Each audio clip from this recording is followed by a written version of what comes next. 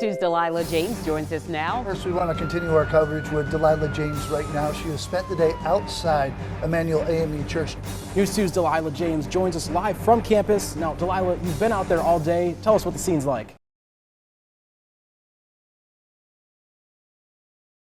Debbie has definitely made its way to Edisto Beach, and before we arrived, law enforcement were not allowing people in the area. Right now, I'm in the heart of the waterfront district, and as you can see, this entire roadway on Front Street is completely covered in snow. Local leaders came together for the No War Against Venezuela rally. Demonstrators say their message was simple: peace over conflict. We begin tonight with breaking news. I'm Dalilah James. President Trump addressing the nation after the U.S. struck 3 Iranian nuclear sites. The energy from outside of the church was very somber today, but you can definitely feel how much love this community has for Mother Emanuel. A shooting that happened just outside of Whiskey Run Sports Bar and Grill has left many people demanding for stronger safety measures. Investigators are working to determine the cause of a structure fire in Mount Pleasant's Old Village neighborhood last night. Bond was denied for a South Carolina teenager accused of threatening to kill U.S. Congresswoman Nancy Mace. New leadership is underway for the city of Georgetown, with unofficial results showing forward party candidate Jay Doyle as the winner of the 2025 mayoral election. As you can see standing behind me, these sand dunes are nearly my height, and let me remind you, I am 5'7". But we did a quick switcheroo. Sitting next to us, we have Arby's. Yes, like the restaurant, means he's really loving good and sweet. You may have seen a man riding his bike backwards, not like this, of course. That's right. I don't know if you guys can hear it from downstairs, but the energy up here is definitely alive, from the fine jewelry like this beautiful piece behind my ear. Good afternoon and happy MLK Day. Right now, I'm at the International African American Museum, and as you can see behind me, the party is just getting underway. This weather that we're having, I'll probably buy me a jet. Right past Charleston traffic soon. But speaking about weather, what can we expect? I can just tell you, I love fall. I love everything about the leaves, about the breeze. It was really chilly last week. Can we expect to get back to the warmer side this week?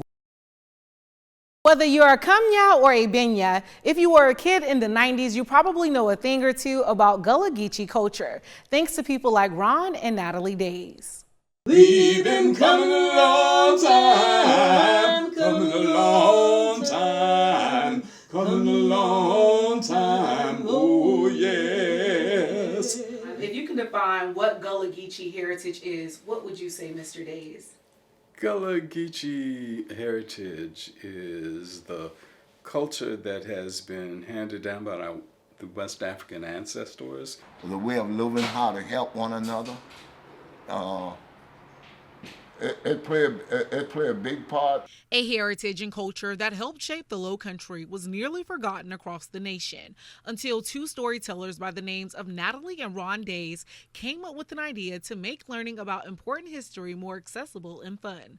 They brought that idea to their friends who worked at Nickelodeon. A year later, the hit 90s kids show Gullah Gullah Island was created, and it was a massive success. So wonderful. Who knew? We didn't know, and I say this, I've been saying it a lot lately because we've moved into that eldership space, you know.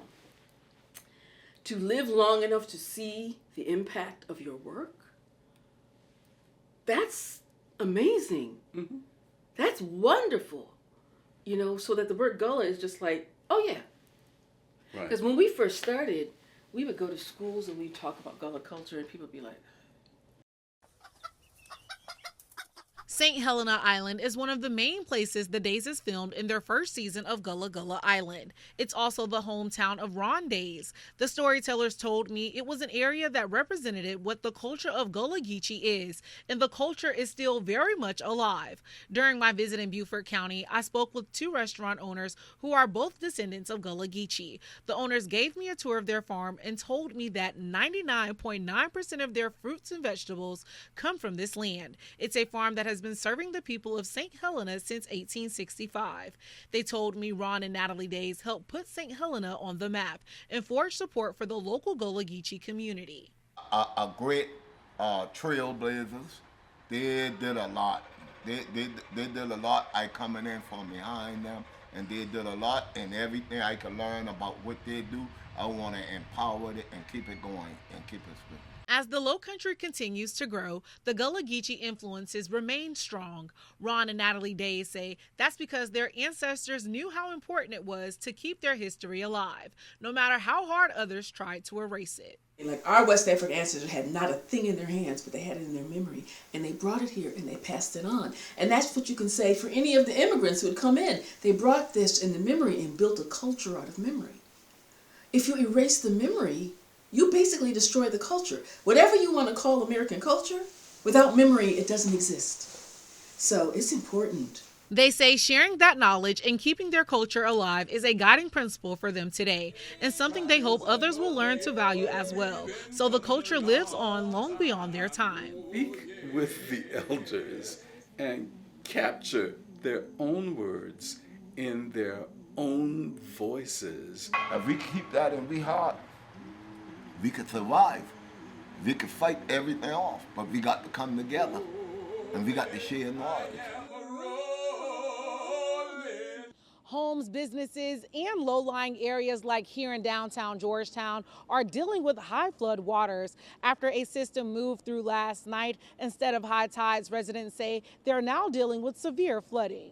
Visitors and residents alike say they're shocked by how quickly water filled the streets all in less than 24 hours. We're going through something crazy, you know, like not seeing it from the upstate and then coming down here. I mean, we've been to the beach through a lot of storms, but it's been interesting to see. City and county emergency crews began patrolling flooded areas early this morning, setting up barricades along Front, Sims, and Palm Streets to keep drivers out of danger. We have been up since early this morning with our stormwater department, the fire and the police department, trying to redirect traffic around the flooded areas so as to not damage. City officials say up to 14 inches of rain fell since midnight, forcing some businesses to close as water poured inside.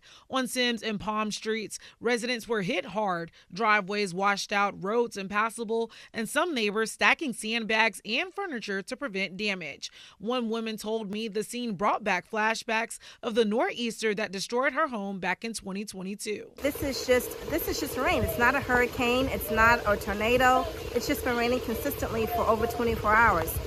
This neighborhood has gone through a lot of suffering the past couple of years. I just got back in my home about, in July, after the nor'easter, a year and a half ago. So this is definitely trauma-induced anxiety for me. The city currently has an $8 million drainage project underway to reduce flooding along Front Street. Crews were even out in the water today working to clear drains by hand. One resident says if something isn't done soon, events like the upcoming Wooden Boat Show could suffer. The way I look at it, the way they're doing it now is just not going to have to work. It has to be redesigned. And we have the Wooden Boat Show coming up, so this is going to have a huge impact on that. That's like our biggest weekend of the year. City leaders urging residents to stay home and never drive through barricades. They're placed for your safety. I'm just, turn around, don't drown. We've had wreckers out all day picking up cars that just did not heed the warning.